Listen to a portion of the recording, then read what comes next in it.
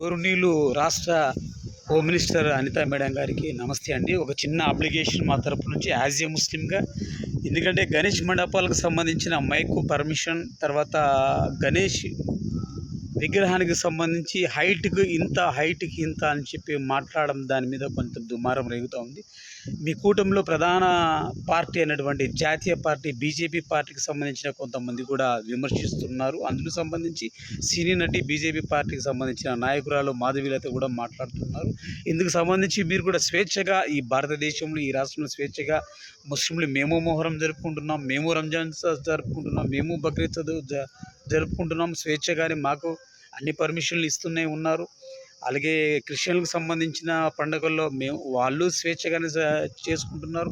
ఈ గణేష్ మండపాలకు సంబంధించి ఇతరత్ర సంబంధించి శాంతి భద్రతల విషయంలో పోలీసులతో పర్మిషన్లు తీసుకోవడం, ఆ చలానాలు ఏదో కట్టుకోవడం సర్వసాధారణంగా ఉంది.